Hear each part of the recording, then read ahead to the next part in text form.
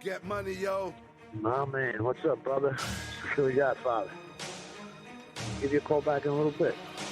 East Coast, Philadelphia, born and raised. In the streets is where I spent most of my days. Chilling out, maxing, relaxing, all cool. And against my dad's wishes when I dropped out of school. But mom didn't raise no fool, nor a rookie. My life took a change when I found my first bookie. I'm ditching the streets full of drugs, thugs, and thieves, trying to get this paper. Welcome back to edition 54 of Bebo Knows Podcast. This is your host, Brian Bullock, and with me, I have VegasWatch. You can catch him at VegasWatch. How you doing today, VegasWatch, aka Jacob? I don't know if you want your real name revealed, but I guess it's too late now. Jacob's fine. I don't think it's all right. Hi, Brain. Yeah, hi. Yeah, I actually did yesterday. I did a little search on my Outlook for people who've spelled my name Brain, and I think it came back to about 4 in the past 3 months. So they know it's catching on. So they obviously, I have a feeling they are incorporated with cVille here, but you know, I have no idea how far your reach extends, but it's very possible you might be working with some people I am. So so anyways, enough of the bullshitting here by me here. I figured I'd give you the chance to introduce yourself as I do with any new guest, as far as from a sports betting background, your roots, your history in sports betting, any memorable sports betting moments, sports you bet, however you care to introduce yourself from a sports betting perspective. So feel free to take it away. Sure.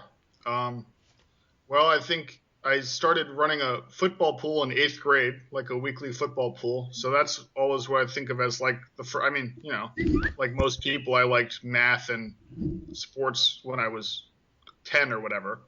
But that's the first that's not something most people do thing I ever think I did. And, it kind of progressed from there. I didn't start really betting much until college. And, when I was in college, at the beginning, I was betting like $5 on a college basketball game, and obviously was not making good bets. And I was betting at actually Bet on Sports, which some people will remember as one of the sites that got shut down a long time ago. And I think the owner was a fugitive, and it was really not the best situation. But I had run my balance up to like $100, which was a lot of money when I was 18 or whatever. And I had withdrawn like 80 because I needed it for God knows what.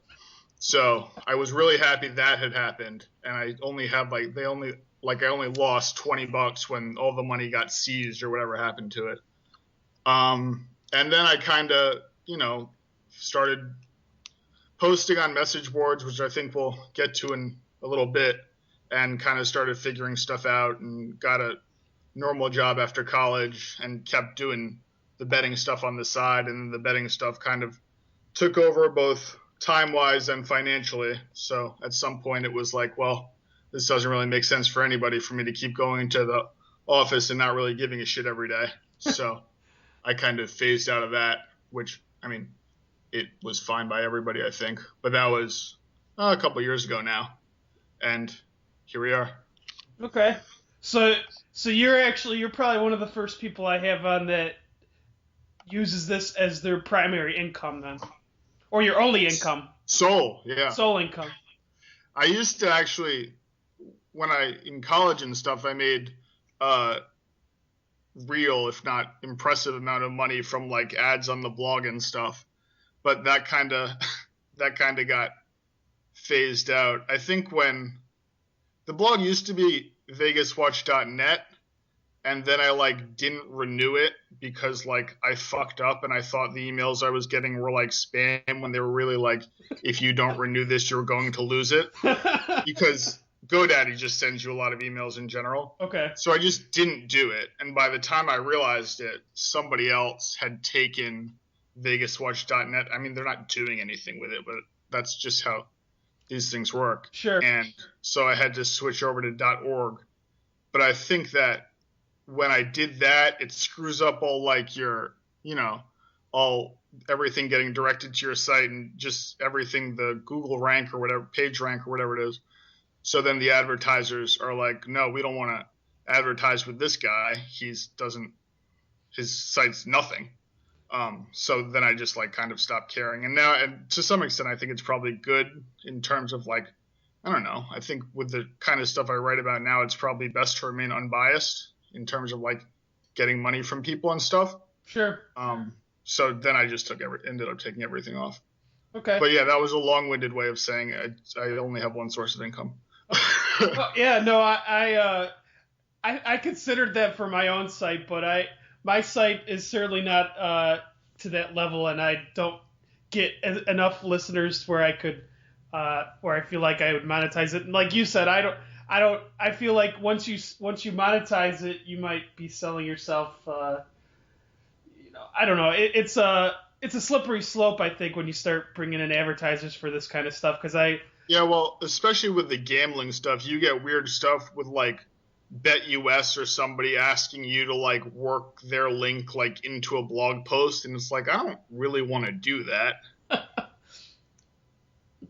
Yeah, that was actually probably the first online book that I used, so I wouldn't be in any hurry to be promoting them, and based on me as well. They used to have nothing as this ridiculous. I mean, obviously the whole landscape was a lot different 10 years ago or whatever.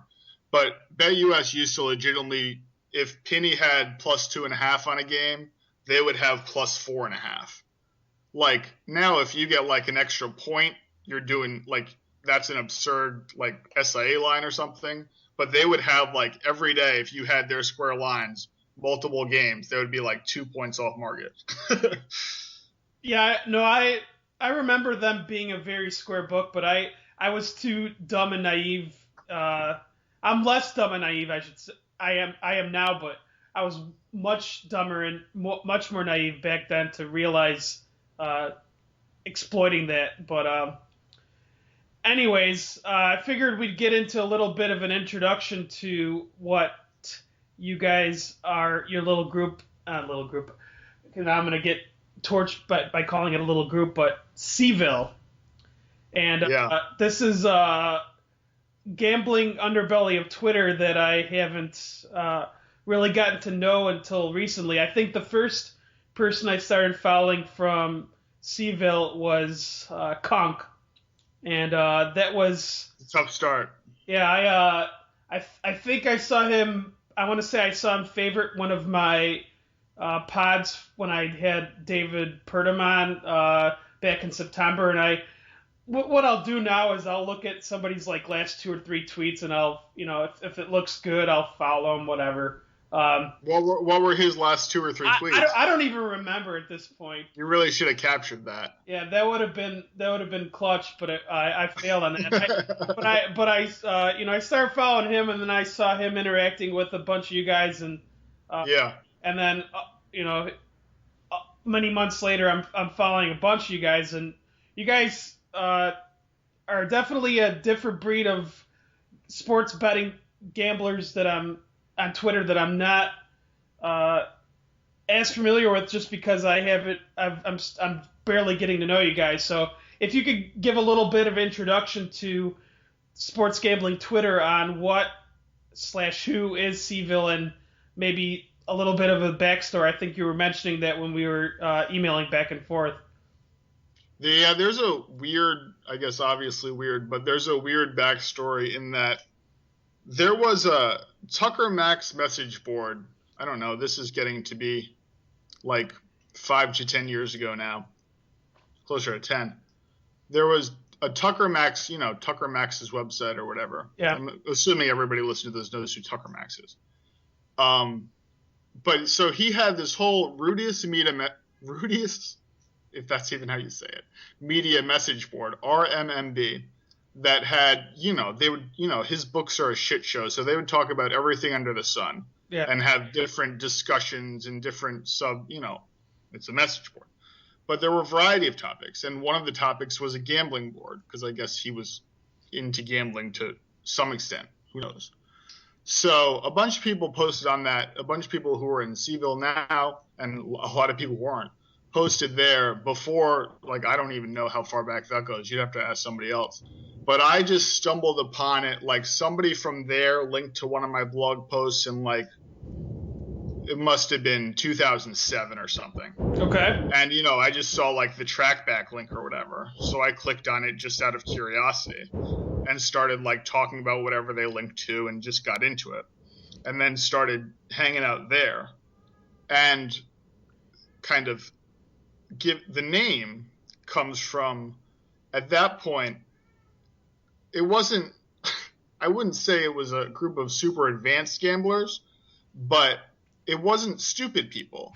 And all the people were, everybody pretty much on that board, or everybody who was given the time of day on that board, would pretty much just use a contrarian gambling strategy. Okay. In the sense that literally read covers, like the covers from message boards, read all the like wager line consensus numbers, and see what everybody's taking and just go the other way.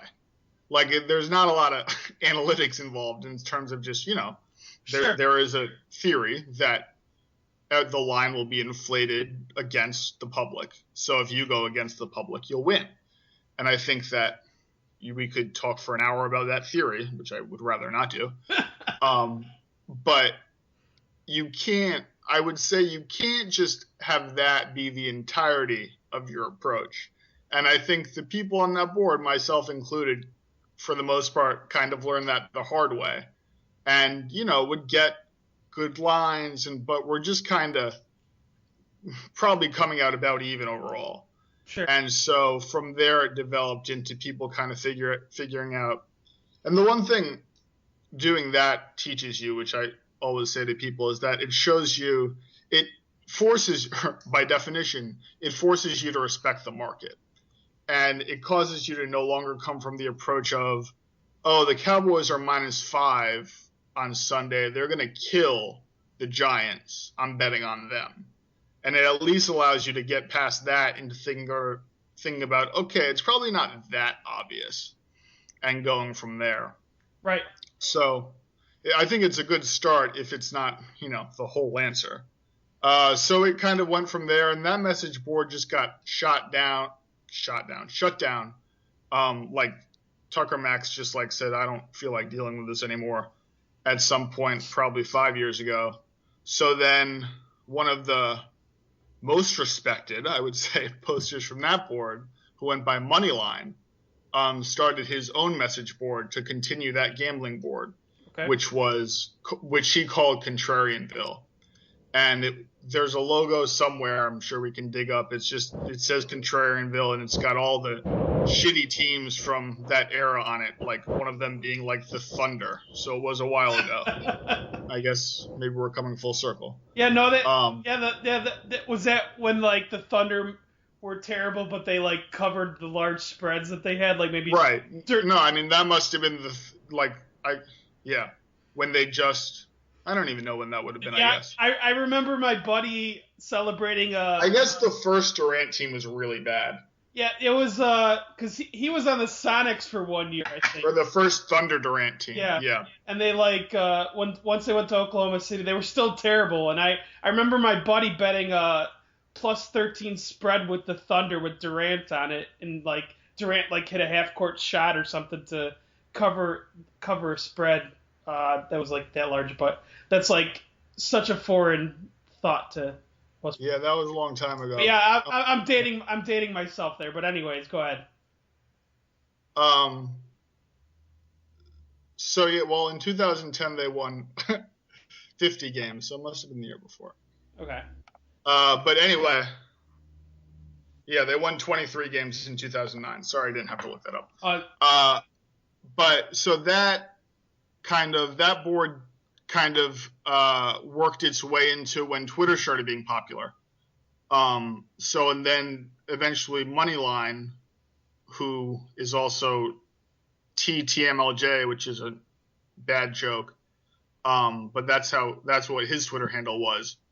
Or the TMLJ. So he shut the message board down. So after that, kind of everything just transferred over to Twitter. Okay.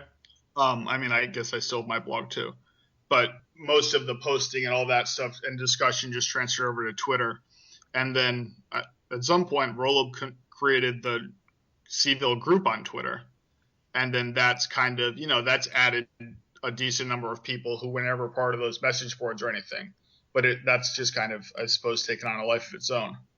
Okay. Until now, and when it's apparently a topic at Sloan and people are calling Norm Gambles a sociopath.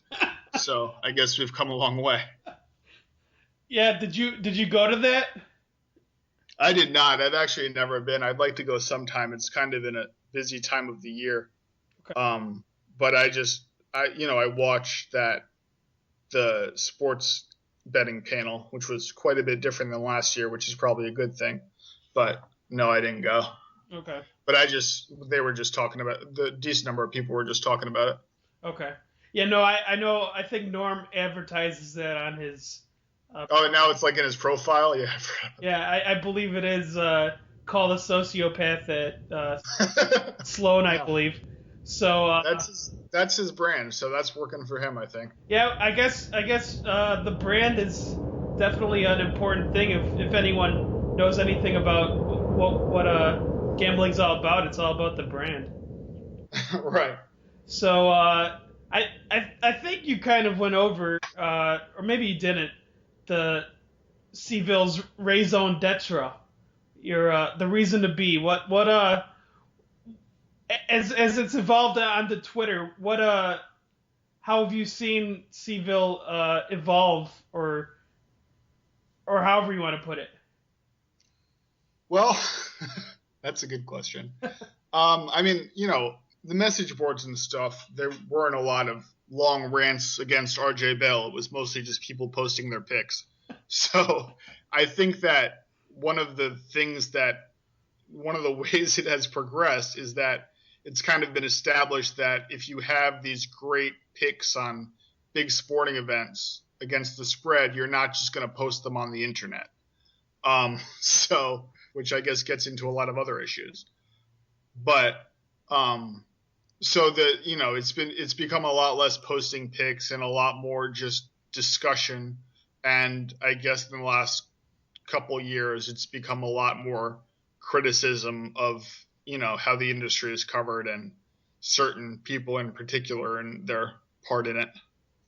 And, there's, if you look at that list, especially in the evening at any particular time, you can come across any number of topics related to sports or gambling or neither of the two. Yep, so, I've noticed that. Yep.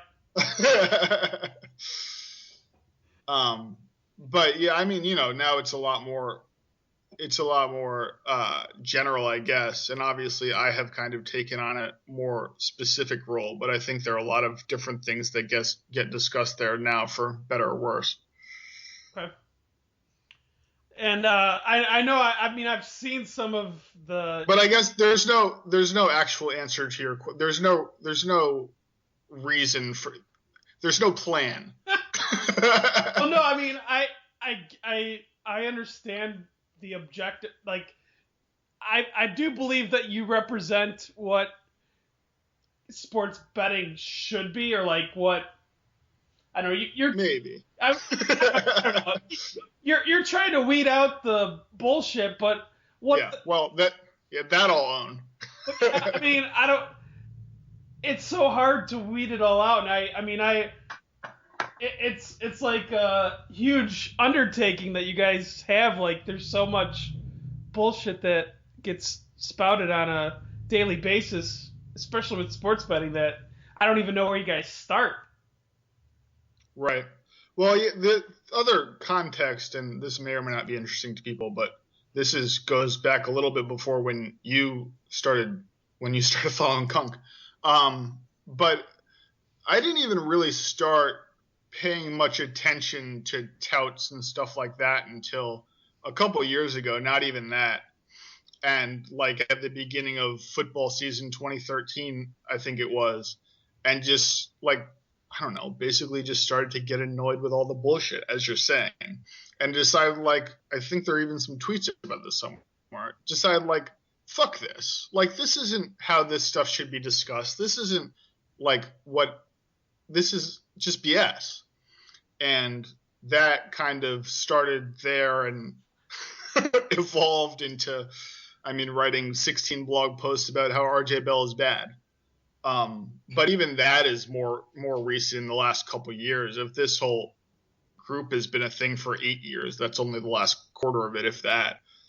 But yeah, that has kind of taken on a life of its own. Okay. But yeah, I think just beyond sports betting, one thing that I would say pretty much everybody in cVille has in common is, and I would say this is at the top of my list, is that they just really don't like bullshit, and like it annoys them. So like if it annoys you, then you're gonna, you're probably gonna say something about it one way or another in whatever capacity. Sure, I respect that. A lot of this stuff I was naive to. I really or I just didn't really pay much attention to it. I know that when I first started watching some of these shows that promoted gambling, like I think my first experience with RG Bell was through watching Colin Cowherd and claiming this is how it happens. Talking about the sharps and all that, and it made for good TV. I was like I said, I didn't really think much of it. I don't think I was being brainwashed or anything like that, but it's to claim like sharp side and all this stuff, like, yeah, I could see where people might get lost in some of that, Oh yeah, oh for sure. So to kind of go towards what you were talking about before with your actual site and your Twitter, kind of we'll start talking about that a little bit more. You already covered a little bit what you guys do with cVille, but I figured with the history of your site, you could give a little brief history of what VegasWatch is, unless you think you already have covered that sufficiently. No, to some extent, but I started the blog in, 2006, 2007 in there, 2007, I guess. And I had just been doing some kind of like random college basketball analysis, not even like trying to beat the spread, but just like using the spread I was like looking at the variance of different teams. And like seeing which teams were the most consistent. I think it was one of the years that UNC was really good, but like they would have a game where they covered by 20 and won by 40, and then they'd have a game where they were favored by 20 and they win by 2 or something, or they'd lose by 3. So I was just like looking at consistency of college basketball teams and was like sending it to random writers just because like I thought it was interesting. And then Luke Wynn of Sports Illustrated, who somehow 8 years later still works for Sports Illustrated and is a very good writer, like published that in one of his columns. And I just thought after that, like I had gotten a couple other positive responses about what I would probably go back and look at now and think was terrible analysis. But so I was like, well, if I'm going to be just messing around with this stuff, I might as well have somewhere to put it. So I started the blog for that reason, and to post about, it was never like a picks blog or anything, but it was all sorts of different writing and analysis. And when I was still in college and had a lot of free time on my hands before I got a day job after that, for a while I was like posting a like long like actual article, maybe not every day, but a few times a week, and like sending them off to Deadspin and The Big Lead and With Leather, which seems ridiculous, sounds ridiculous now, but those cVille used to link me all the time, which is really funny. It's true. I get it. I've kind of abandoned my writing aspirations, but like even when I was writing you're trying to promote your writing any way you can. I get it. And aside that, I know that you you've had stuff published, I believe, when I was Googling your name. I think I saw your name pop up on I think it was Sports Illustrated. I think you had some kind of piece, I don't know how many years ago, it was assessing over-unders for teams, NFL teams to begin a year. Yeah, I did that for a little bit. There's like a Hardball Times thing somewhere out there. Some other random stuff, I think. And I mean, there were some like covers articles. I was doing a decent amount of, I guess I didn't mention this before, but I did a decent amount of freelance, just fan house random stuff when I was still in college and just mess around with all that. But then I kind of, graduated and had less free time and then started actually winning at betting. And both didn't have the time or the interest in posting as much about that sort of thing. So then it kind of evolved into what it is now of like Lynx and Survivor and now all the tout stuff. Sure. And I one of the things, it sounds dumb to have just realized this now, but one of the things I was just pondering recently is that the sad reality of, or at least this is how I interpret it, is that people who actually can make a good living off of sports betting without having to sell picks have absolutely no incentive to share their actual thoughts on a game and what's a good line and all that stuff, because it's going to hurt their bottom line. So you get a lot of people that, will sell their BS, and it's usually it's BS. So it's like it's not stuff that people should be buying, but people are buying, and you're not going to get people that are going to share their thoughts on a particular line or game because if they're good, they don't have to sell it. Right. I mean, this is it's not a secret of why the coverage is so bad. I don't know. I guess probably the stock market is a good comparison, but there's not much you're going to find in terms of media that has a worse selection bias than the coverage of sports betting. It's just there's no reason that somebody, like, not only can you make a lot of money doing it if you actually know what you're doing, but you have negative incentive to like go on ESPN. Yep. So it really doesn't coincide well with the mainstream coverage, or really almost any of the coverage being very good. Sure. And I don't, and when I talk to you guys, I don't even bother asking hey, what's your thoughts on this game? Because, even though I'm only $30, $40, $50 better at certain games, it's there's no point in telling other people what you're going to be doing, because, if this is something you're doing for a living, you're going to be trying to look for the best price, and you're probably not going to be sharing your information with that many people, if anyone. So. Right. And yeah, I mean, that's a fairly simple concept, but I think a lot of things make a lot more sense once you kind of realize how that aspect works. Sure. So as it comes to Vegas folks and mainstream media's role in sports betting, I already know your thoughts on this, just based on having followed you the past X amount of months. But give your thoughts on maybe some of the biggest obstacles facing the legitimacy of the industry. Like I said, I know where your thoughts come from this, but maybe you could get into a little bit of the outline here, what we have here with as far as that goes. Yeah.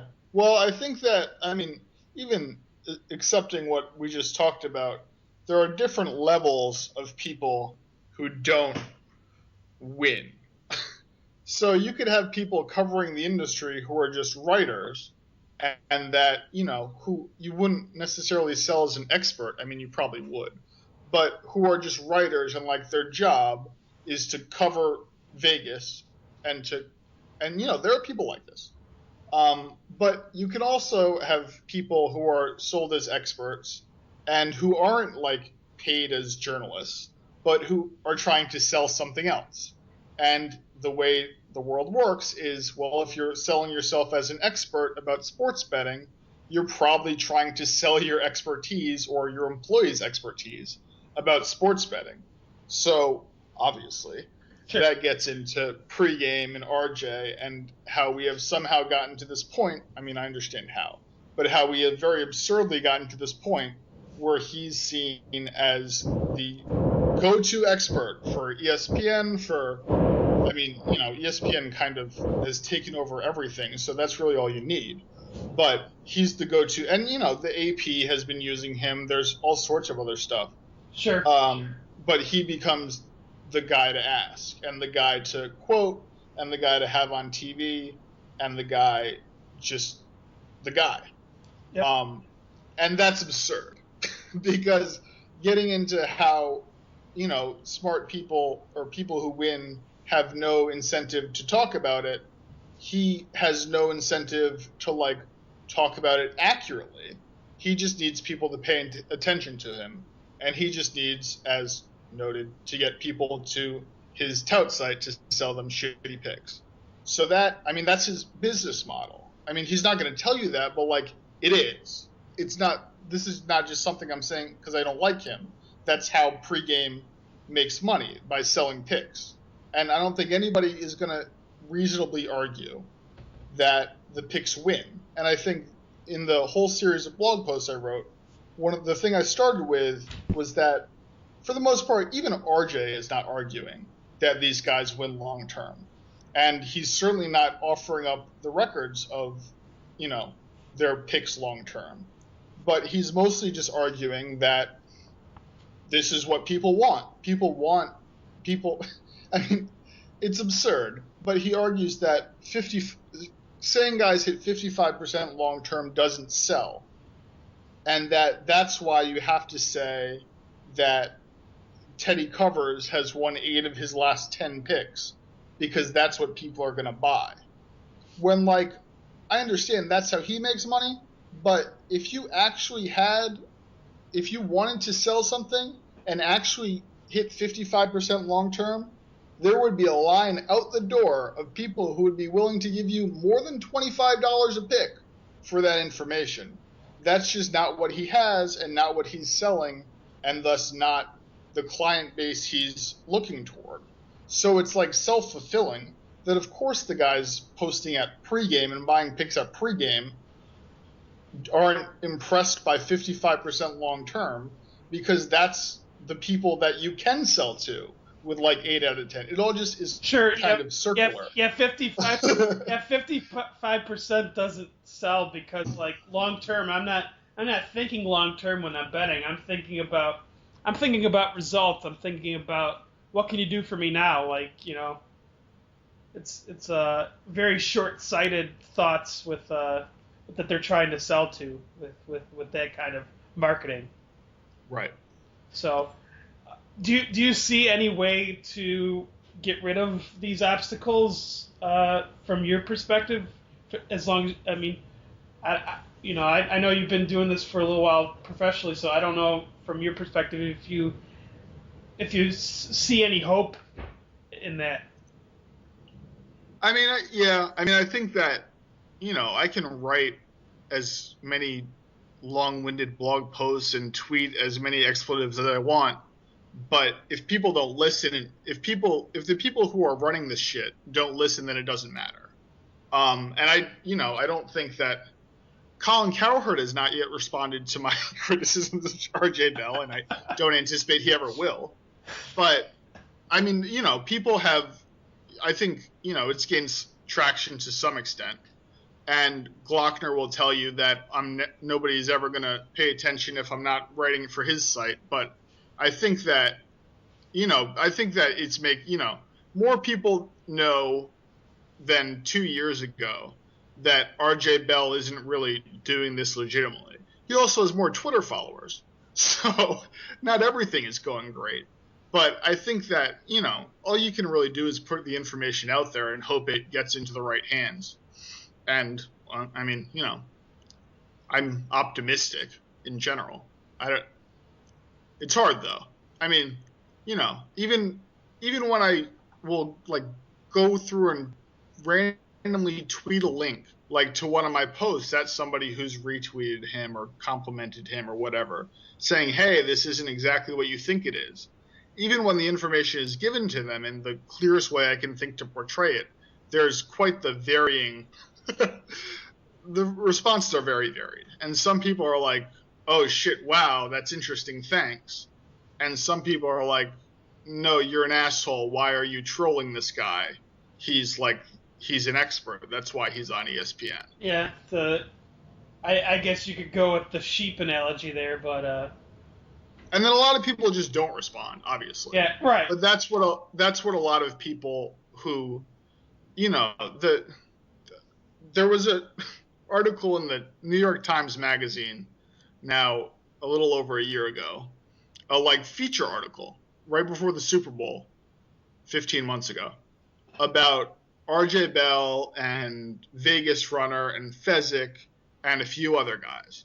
And the whole article was about just the Vegas life and how great and sharp these guys are. And there wasn't a negative thing. They all were interviewed and participated, and that's where those horrifying close-ups of them come from. But, I had no idea this was happening until it was published. And then it was published, and, I wrote about it and was like, this is a joke. And, me and I'm sure a lot of other people tweeted at the author of the article and were like, hey, basically, you got tricked. This isn't what you think it is. People, most journalists don't know anything about gambling, and this is going to happen. But the problem is, it doesn't have to happen, but it's going to. But the problem is that he just never responded. So if you have no interest in the story you've written when you're on to the next one, there's not going to be any correction. That story is still out there. And it's still painting all of them in a positive light. And it was still in the New York Times Magazine, which should be a legitimate source for things. But if people don't listen to what you're saying, it doesn't matter. If people, that guy had every incentive to ignore me because it was easier for him. And I think a lot of the time that's just what people do. Sure. Yeah, I'm sure you probably haven't changed too many people's minds, but maybe people elevated on certain pedestals, however you want to put it, their mind. The guy's name was James Vlahos, by the way. Okay. So he's an asshole. Yeah. If we wanted to name all the assholes that you've attacked on here, we might run out of memory on my database here, but we would. That was just an especially bad one. No, I remember that, and I remember the pictures that you were referencing, and I was like, wow. Made me feel a lot better about my adult acne. Yeah, they were trying to portray whatever they were trying to portray, but I don't think it really worked. Well, the pictures didn't. That's for sure.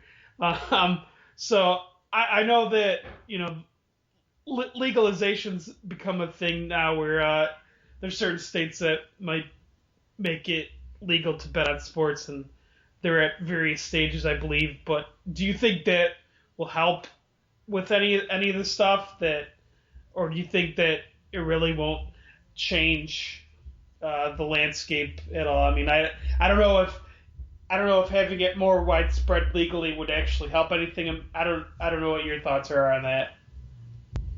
Yeah, I think if anything, it's just going to bring in even more. I'm sure there are obviously some people out there who don't bet on sports because, betting on sports offshore is super shady. And if you're not in Vegas or Delaware, then you can't really do it like in the U.S. So there are people who, just random guys betting $20 a game that are going to start doing that if it's legal. So I think if anything, that probably would increase the appetite for somebody like, there are some very hilariously absurd podcasts between RJ Bell and Colin Cowherd, who is his biggest fan, about just the industry progressing and getting legalized and all that. And I think it's very clear from those that RJ Bell is all for it, just because he wants as many people who are, just very casual gamblers. He just wants as many casual gamblers as possible because that's obviously his audience. So that's more people to sell shitty picks to. Do you think it's good overall though? I guess in that aspect it's good for them, but is there any benefit to somebody like you who does it for a living? I think basically impossible to know. I think that a big concern to somebody from I don't think that it's going to run Penny or Chris out of business. But and maybe come back and listen to this in 10 years and that'll sound really stupid. But I think a big concern is that like what the VIG that the legal books will charge. Yeah, no, because I agree. They don't have a huge incentive to deal. I mean, forget 105 to deal 110, because if this is what it is, if this is, what's being offered, a lot of these, anything that's, the VIG on the Delaware parlays is really high. And I know a lot of the like Canadian stuff or whatever, the VIG can be pretty ridiculous. So, if you're dealing minus 125 on every game, like there's going to be some sort of weird opportunities, but like you're still going to want to bet at, in Vegas or offshore or whatever. So, I mean, who knows what will happen with all this, but I think that's a concern I've seen raised a lot of places. I think that's a very reasonable concern. No, yeah, and to trust the government to monitor this and make it, make everything okay. Like, oh, this is legalized. Oh, great. Let's trust the government with this thing. Right. No, I think that, yeah. I think that's a very, regardless of your views on that sort of thing in general, I think nobody would. Yeah, I think nobody would disagree that that's a very valid concern. Yeah, whatever party you're aligned with, it doesn't really matter who's in government. You to trust whoever's in government with anything right. Money. Nobody just thinks this is going to go great and everybody will be dealing, exactly what we want. Yeah, you're not going to get the lines that that's the thing that I'm thinking about, but the government isn't going to subtract lines out to the guys who make lines at penny now. Right. That's my prediction. Right. No, I think that's a good prediction. So I know you were mentioning Glockner as far as somebody in the media that like promotes or seems to promote the industry in a good way. Do you see anyone else that does that where it's like somebody that has a good mind for sports betting that's trying to promote it for the betterment of the people? Or I don't even know if those people exist. I mean, I think he's a Maryland homer, and I think that probably came across last month, but I think Scott Van Pelt is somebody who's both a very reasonable human being, it would appear, in general. Sure. And interested in gambling. And I honestly don't listen to his show, but it's my understanding that he talks about betting quite a bit and tries to do so from an intelligent perspective, and doesn't have RJ Bell on. So that's generally good. I should have thought about this more beforehand. Nobody else immediately comes to mind. I mean, I think that one person that has kind of, I've kind of interacted with for a long time now is Keith Law, the ESPN writer, who I think is a smart guy. I mean, he doesn't bet on sports to my knowledge, but he's, helped out with, spreading the word a little bit on some of my little stuff. But the guys who work for ESPN and do the ESPN chalk stuff are trying to various extents, but I mean, none of the, Thule's still saying that he hits 55% long term, which doesn't even make sense. And I mean, I think most of those guys just don't, this gets back to what we talked about before. These guys just don't know. And so it makes it really hard to cover it well if you don't really get it to begin with. Yeah, that makes sense. So I know we touched base on a little bit about, why media members might not promote this in the best of light. It's kind of a combination of a bunch of, I know we were talking about this through just back and forth email, and I know you were writing on the outline about this, it's kind of just laziness, just kind of being dishonest, but I agree with what you were talking about before with just having no incentive to just do anything different with promoting this in a good light. Yeah, I mean, if you that this I wrote that blog post today, and the RJ Bell Sports Center segment from right before the Final Four is like, I'm sure people enjoyed that segment and it was popular, and like the hosts had fun doing it and it played well, but like the whole thing is complete nonsense. Like, he's quoting lines that don't exist. He's quoting Duke odds that don't exist. It's like there's no content there. Yeah. There's nothing that's even accurate, let alone insightful. But people just go with it because why wouldn't they? And they don't know a better person to ask. And a lot of the better people to ask probably wouldn't want to go on SportsCenter anyway. So why not have this guy who has successfully sold himself as an expert on, and just go with that? And, they don't care. They don't know or care. So. No, that makes sense.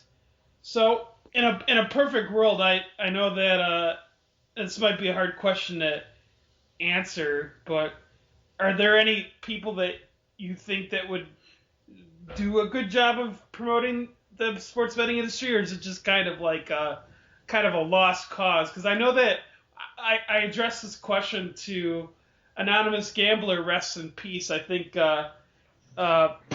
his lifespan, I think he said he died at the age of 5, 2010 to 2015. So Yeah, he died at the young age of 5 years old.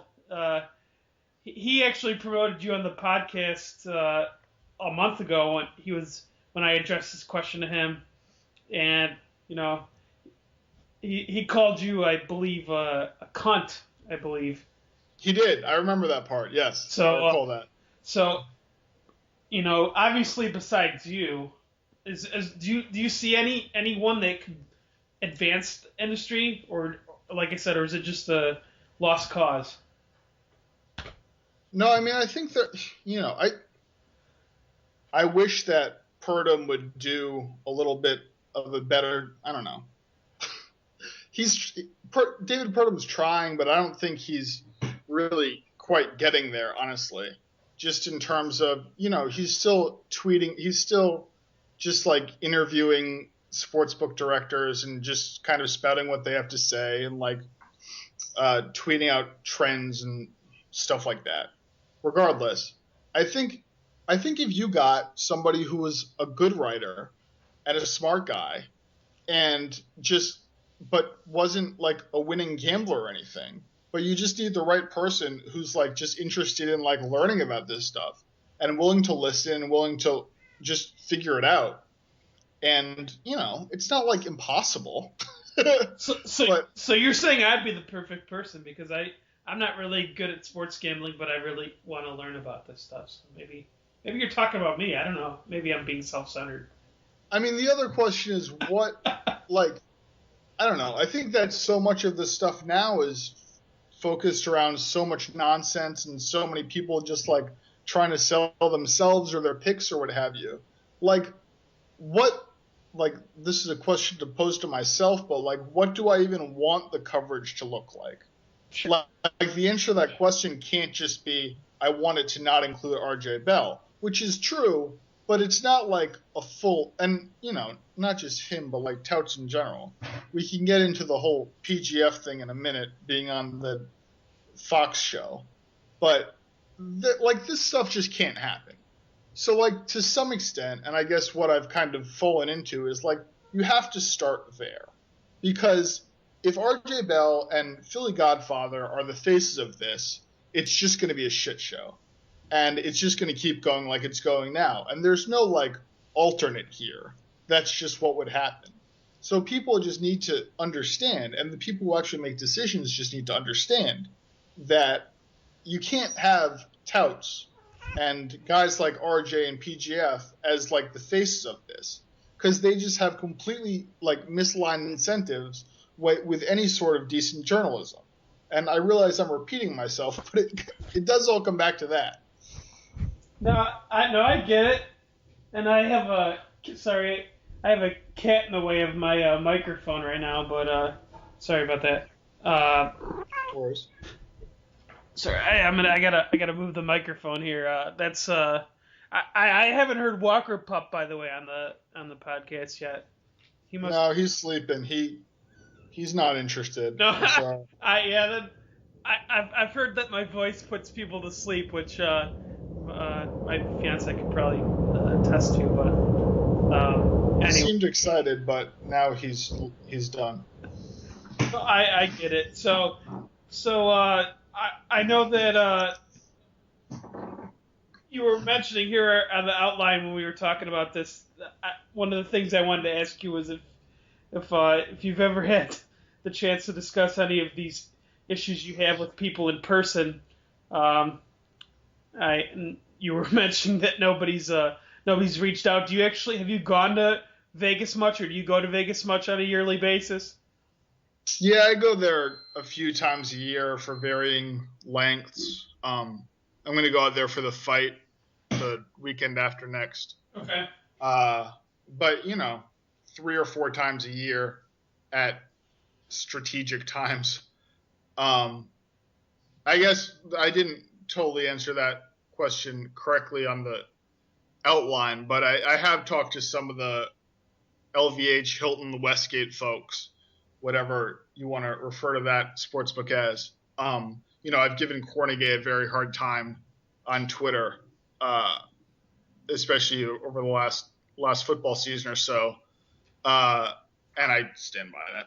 But I have talked to those guys, and actually a couple of them, I asked Golf Odds, Jeff Sherman, about their lines and limits and stuff like that all the time. And so he's been very, I don't know, this doesn't really fall, but RJ Bell's not going to set up a meeting with me. So this is kind of what you have. But I have talked to some of the Westgate folks. Okay. But Jake Cornegay still doesn't know where the line's moving. So sorry, folks. I went out with, I don't know if you ever met, I think it's Aaron Kessler.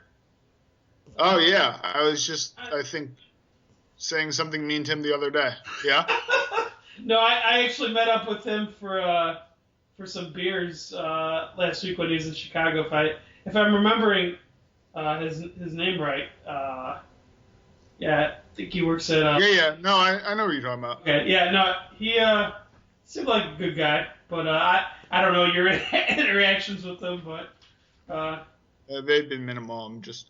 Okay. I want to put this on the podcast now. I'm going to be there for the fight, and I want to either watch the horse race or the fight with Dave Tooley. So, Dave, if you're listening to this, we should meet up and, talk shop. All right. Well, I'm glad to promote your brand any way you can. But so I think that would be good content for everybody. So. Oh no, I think it would if you could find a way to digitalize it in a media format that I or somebody else could promote would be a great thing. Everybody. I don't know about that. Yeah. I would probably just drunkenly tweet about some of it. Honestly. Oh yeah, no, that's that's kind of what I'm getting at.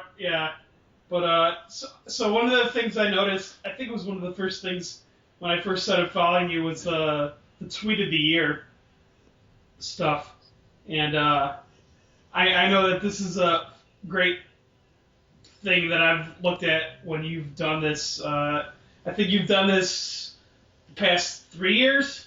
Does that sound right? Well, this year would be the third year, right? Of doing it, maybe? 2015 being the third, yeah. I mean, we really only started all the voting and posts and nonsense, I guess, in January. I don't know why I decided this was a thing that needed to be done, but I did. And so, yeah, we did I think in January we did 2014, and then in February we went back to 2013, which was really an incredible year. And now I've got to keep collecting them for this year. So it's hard to keep up. So the fact that you started it in 2013, would you say that was when the sports betting landscape started showing its true colors on Twitter, or? I don't know if that's... Yeah, I mean, I think 2013, I don't even know what we would find if we went back another year. And there's still a lot of ridiculous stuff. But I think, 2013 is definitely when a lot more of what end up being the funnier interactions with or about the touts and all the stuff like that started to happen more frequently. So that, though football season 2013, some of the tweets that just happened within a few months are like so absurd that it was just an incredible time. It was a great time to be alive. It was.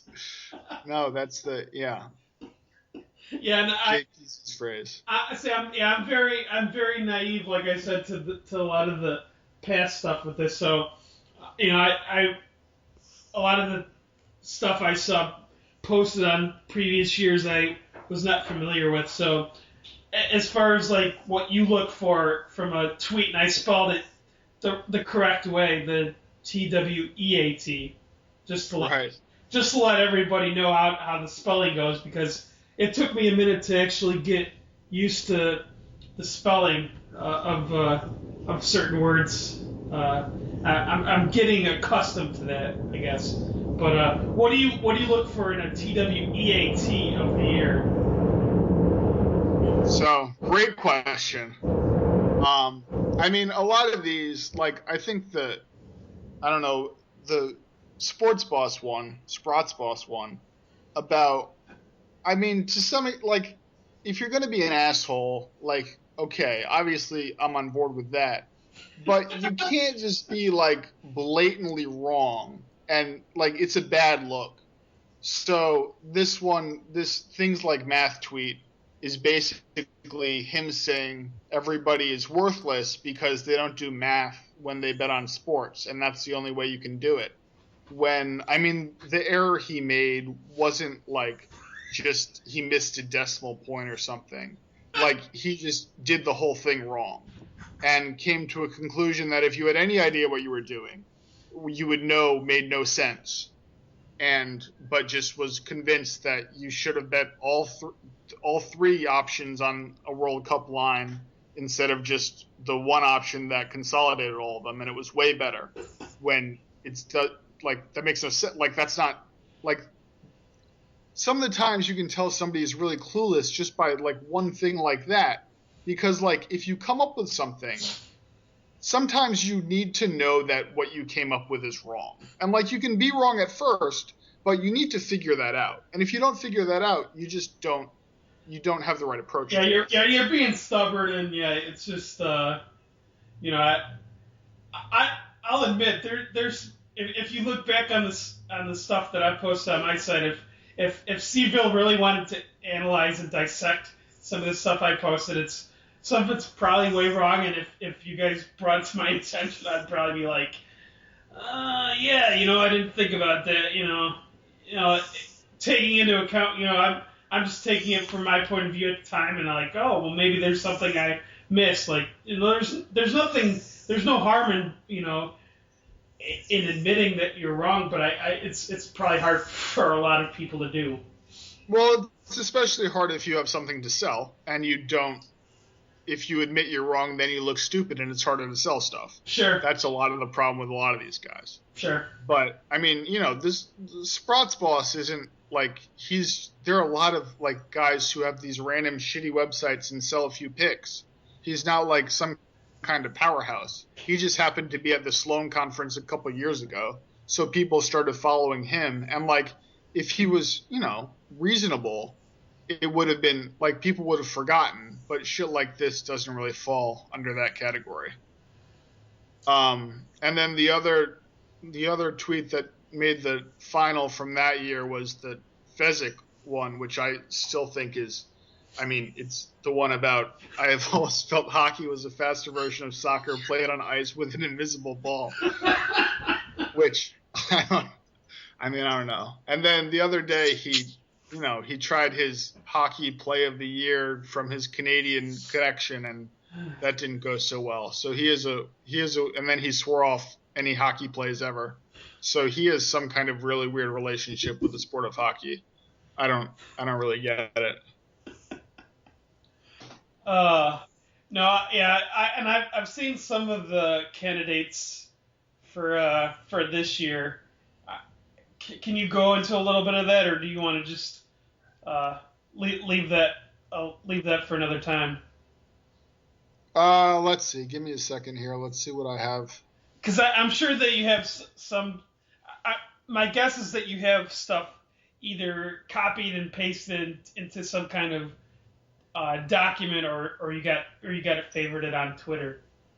Yeah, I have it saved. I don't have it in a good format to talk about right now, so I'm gonna have to skip that one. That's fine. So one of the I am not prepared. Understood. No problem. So one of the things that we wanted, one of the last main topics, and we might touch another topic or two here, but as it relates to your everyday sports bettor, and I touched base with Anonymous Gambler on this because I knew a little bit about his background, and I figured that he'd offer some expertise, and he's obviously spoken highly of you, so I figured with that in mind I would address this topic. Since you've started doing this, what would you say is your general thought on the advancement, or maybe the lack thereof, of the average sports bettor, maybe either becoming smarter or maybe different types of pitfalls that they've had? Because, there's obviously social media and all this stuff. So what would you say your thoughts are about maybe the advancement or the lack thereof with sports betting goes? Yeah, I mean, I think for the average bettor, I don't know that things have really changed that much in the last, 5 years or whatever. I mean, I think that the whole landscape has changed a lot just over the past, 15 years or whatever basically with the internet. But to some extent, the average bettor is just going to be flipping coins and using whatever information, maybe you have yesterday's paper, or you have ESPN.com, or you have whatever you have, but it doesn't really matter. If you're just betting what is fun to bet, the results are going to be the same. I don't know. People like to talk about that a lot, but I don't know. It doesn't seem like there would be that big of I guess people are a lot more inclined in general to, look at, baseball stats have come a long way in the last 15 years, and everybody else the other sports have kind of followed along. But for the average bettor, I mean, that stuff's reflected in the line. So it just doesn't really end up mattering, I don't think. Okay. So as you've advanced yourself as a bettor, are these stats that are like finally being recognized by maybe the mainstream public kind of old news to you? Like I can't spit out any specific stats, but I'm just thinking maybe, because one of the stats I might see more from your, maybe more smart, like smarter than mainstream bettor, maybe mentioning somebody's FIP or something. Like, I don't know, I'm just as an example. Like, I don't know if those were like certain stats that, you guys have been using for years, or like, I have no idea. Yeah, I mean, I think there's always going to be a lag in terms of, I think that when Moneyball and all the independent pitching stats came out, there was, and this was certainly before my time, but, Moneyball was 12 years ago or whatever, maybe closer to 15. But, when all that stuff comes out, when, Ken Palm starts publishing his site for the first time, for a while there's going to be, you can just make money. Like, all you really need to do is use FIT. And people don't, it's not factored into line because it was just invented. And people just don't know about it. So you can just use that and you can crush. But over time, I think, over not too long of a time, people start to figure that out and it becomes more widespread, and a lot more people start using it. And I think as that, that stuff has become, baseball prospectus and Fangraphs and everything has, the FIP stats and that sort of thing in general has become a lot more in vogue in the last 5 years. But that's just the sort of thing. I don't know. I just don't know how much knowing Clayton Kershaw's FIP is going to help the casual better versus, somebody who is already using it. Okay. Makes sense. So when it comes to Twitter, I know that you seem to keep a tight circle as far as people that you actually follow, and I haven't really investigated like if you're following, who you're following, but in your observations with observing Twitter as a medium for sports bettors, do you see a lot of downfalls with using this for betting, either discussion or whatever it might be? I mean, it can be used for discussion to some extent. I mean, I think nobody's going to argue with you in that it's just a great way to transmit information quickly and to receive it in such a way. So, I mean, I think Twitter has absolutely changed how things work with like reporting injuries and stuff and reporting lineups and reporting that sort of immediate information. That's not like some complex concept, but rather it's just, all right, Peyton Manning's leg is hurt. He's not going to play on Sunday or whatever it might be.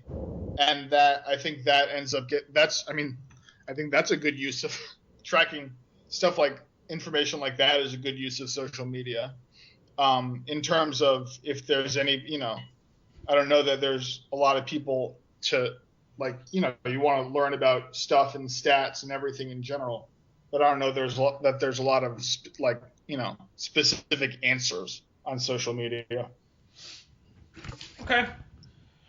So as far as it goes with, I just use the phrase Joe Public in terms of betting, but what do you think Joe Public can do to improve their chances from your observations in succeeding long-term in sports betting that might not be at the forefront of people's minds? Because obviously everyone mentions like, bankroll management, stuff like that. But is there... Yeah, and I mean, to some extent, I think that, and Grooven has talked about this a decent amount, but bankroll management is something that is an easy thing to preach. I'm not saying it's unimportant, but it's not like that complicated.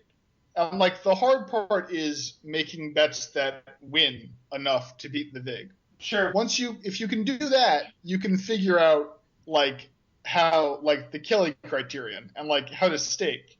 And it's kind of like one is so much more difficult and complicated than the other that if you can win, you'll figure out how to stake. And I think that staking kind of gets not overrated, but the importance of you have to know how to manage your bankroll gets overstated because it's something people like, I don't know, Todd Furman can talk about and write a blog post about and like sound intelligent when like it's literally an equation. And if you know how often what the chances are of the bet winning and you know what the bankroll your bankroll is and you know what the odds of the bet are, that is the entirety of the information you need. And you know how to manage your bankroll. Like, so, I mean, if you're going to lose, you're going to lose. And if it doesn't, I mean, you can lose slower. You can lose, you can bet 30% of your roll on one game. But, like, you're going to lose. It doesn't really matter.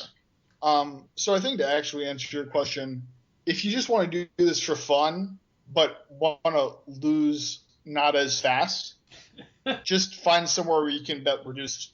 Find somewhere where you can bet reduced juice. And I mean, literally, you'll, if you're paying minus 105 instead of minus 110, if you're winning half your bets, you're still not going to make money. But you're going to, the odds are less against you. Yeah, you're gonna bleed to death slower. If that sounds pleasant to my listeners, but I don't know. And I mean that's a real thing if you're just doing this for fun. Because if you're just doing it for fun, I mean, I go like if I play blackjack for fun, I know in the long term I'm going to lose, but I enjoy doing it. So like if you can just lose slower, I think there's a real benefit to that. It sounds kind of silly, but there's a real benefit in that the odds are just, they're slightly better. Sure, and I guess it depends on how much you put sports gambling in terms of a entertainment cost. Because if you're, for right now, for example, I'm drinking a beer. Whatever value you put on that particular beer, if you think that that's worth it over the long run, like hey, go for it. I guess I don't know if that makes any sense, but No, and I mean. That's kind of only half the answer. I think that's more of the answer if like you're just doing it for fun and you're not, sure. You have a job, you're just doing it as entertainment. I would say that if you want to actually win and come out ahead, just bet lines that are off market. That you don't need to know anything about. All you need to know to get started in winning at sports betting is which sites are like legitimate and have high limits and accurate lines, and which sites are BS and cater to the rec gambler and shade their lines or move their lines slowly, or how you can get a line at +3 when Penny and Chris have +2. And like you don't need to have a math model to get good odds and win a bet like that. You just need to know that a bunch of these rec books, which are shady to various extents, but you can get a better line at Sports Interaction or at Bodog before you get cut, or we were talking about before, BetUS. Like, when I started winning, it wasn't because I was like beating widely available lines. It was because I was getting 2 points better than the real line at BetUS. Like, it's not hard. No, I mean, but you have to have an elementary understanding of what the actual line is versus if you can get a better line than that. And I mean, obviously a lot of people don't know or care about that. Yeah, and I think that once you get your money into one book, as a recreational gambler, you're just like, I'm fine with whatever line they post, and right. Line shopping does, it's a great thing to have at least a couple books. I mean. No, but I mean that's why the answer to the question is two parts, though, sure. In the sense that if you just want to have fun and like dick around, then no, don't like find the ugliest line on a +3.5 dog when the real line is 2. Like that's not like don't spend your time line shopping if you're just doing it for entertainment. Like that's silly. But if you actually are like interested in not just throwing your money away in the long run, I think just betting off market stuff is probably the way to start.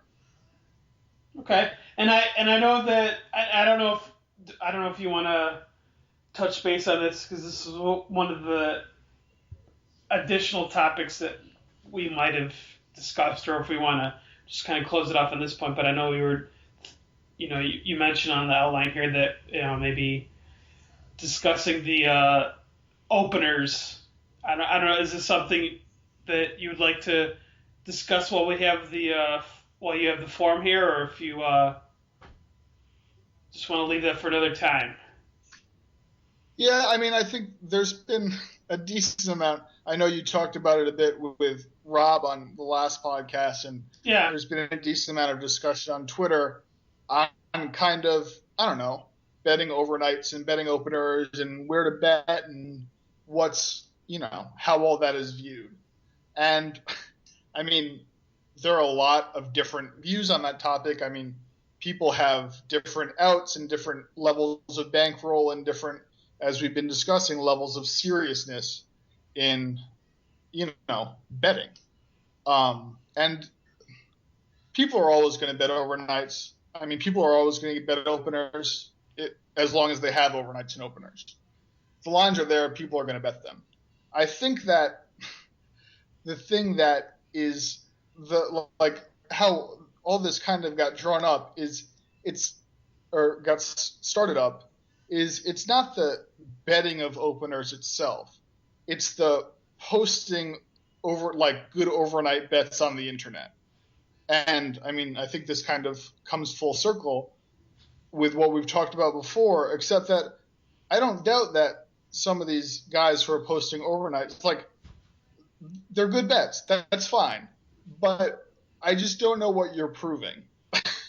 And I think a lot of it is to, show your record and post your picks, trying to do the right thing, post your picks when you make them.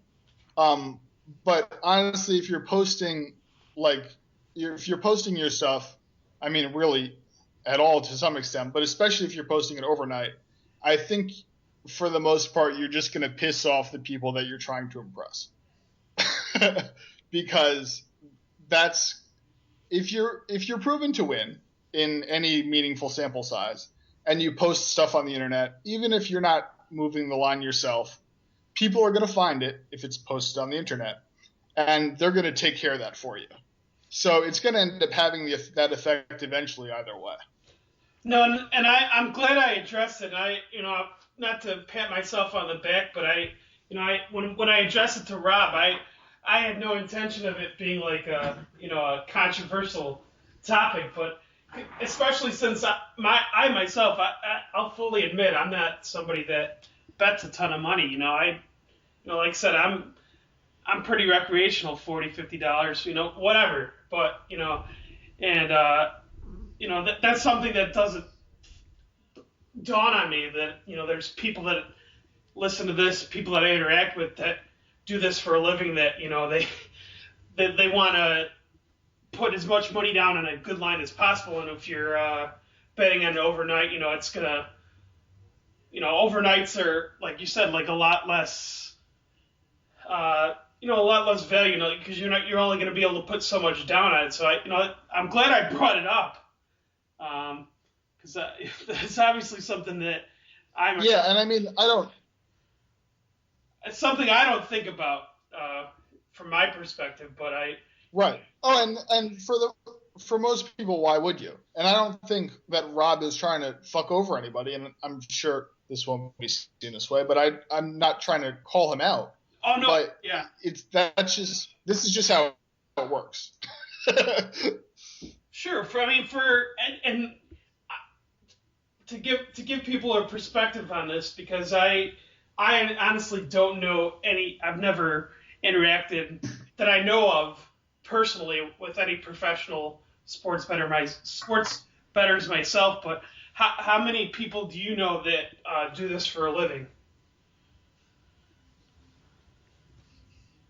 I mean, it depends how you define no. I mean, I think probably a surprising more than you would guess. I don't even know the number. Okay. But a decent number of the people, on the cVille list actually do not. This is betting on sports is their main income. So I think it's hard to know.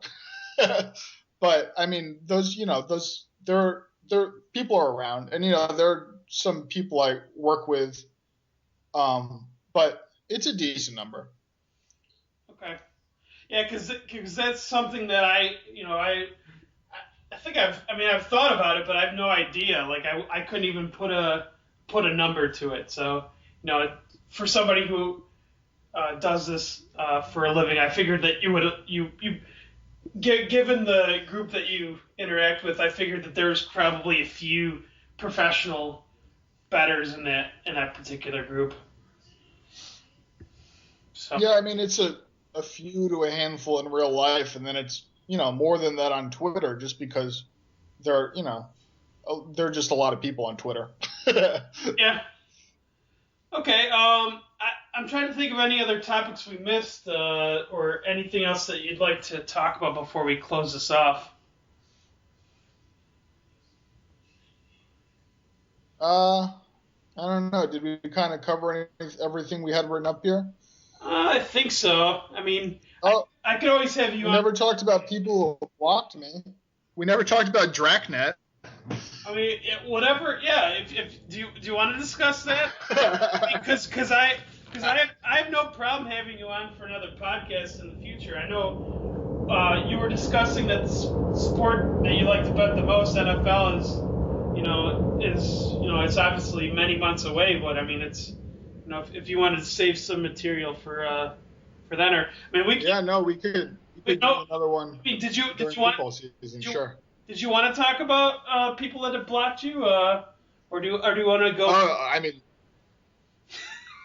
either way, that we just had that written down. I mean, I just think it's funny. I mean, I think it's very telling that some of these guys, like, I was being a dick, and like they don't want to hear it, and that's fine. But it's still a little bit ridiculous. But if like, what are you trying to hide? Like, what are you scared of that you don't even like want to see what I'm tweeting at you? Like, it's not like I'm threatening people. Like, I'm basically just telling them they're wrong or they're being ridiculous or what have you. And I just think it's an incredible inclination that it just happens so often to just block, to just want to have this tunnel vision and just block people who have a different view of sports betting. And I think some people, there's different levels of it. I mean, some people like Todd Furman and Bill Barnwell, it seems, to name a couple, like, it doesn't take much for them to block you. Like, they've blocked people that have barely ever tweeted at them or maybe tweeted something like pretty innocuous. But they just have, I think Furman in particular, I think to some extent he knows that he's not especially sharp and this is all kind of an act. And that people like me and whomever, and Grooven and whomever else, are not going to do him any favors by, like, him reading our tweets and us talking to him and responding to him and stuff. And so they just don't want to deal with it. And I just think I don't know. I think it's very telling.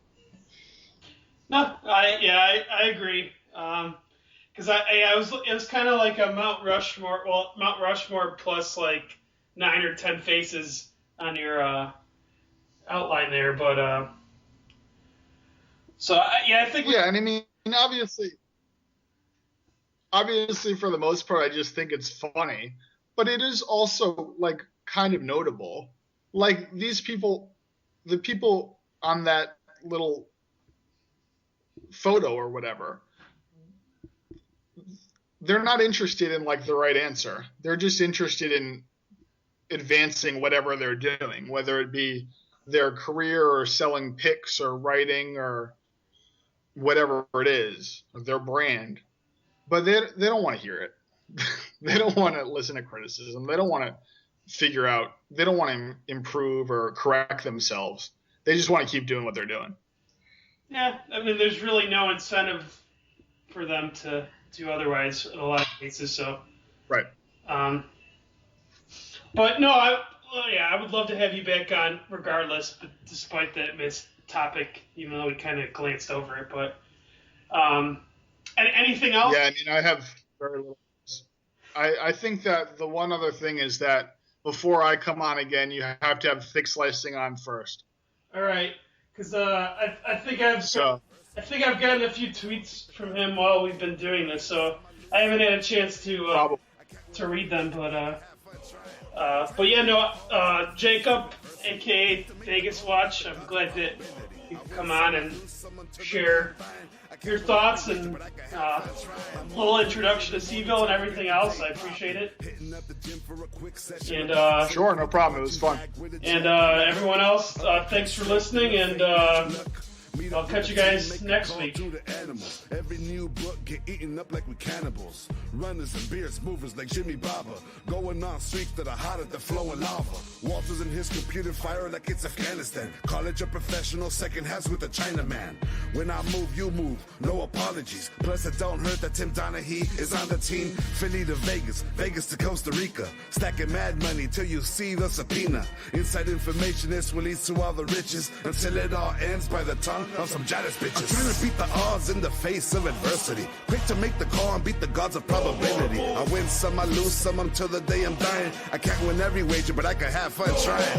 I'm trying to beat the odds in the face of adversity. Quick to make the call and beat the gods of probability. I win some, I lose some until the day I'm dying. I can't win every wager, but I can have fun trying. Start my day off with some lightning instead of dope. Slicing open envelopes and toasting it with silver oak. I love to gamble, especially at night. My biggest mistake is that I gambled with my life. But in my heart, I did no wrong, so no fear. And that's what got me locked up for several years. But beating the odds was my job, kept it real. Not a 5,000, one of two to win appeal. Now I'm back on the street, hit up Delaware Park. Never hesitate to bring light to the dark.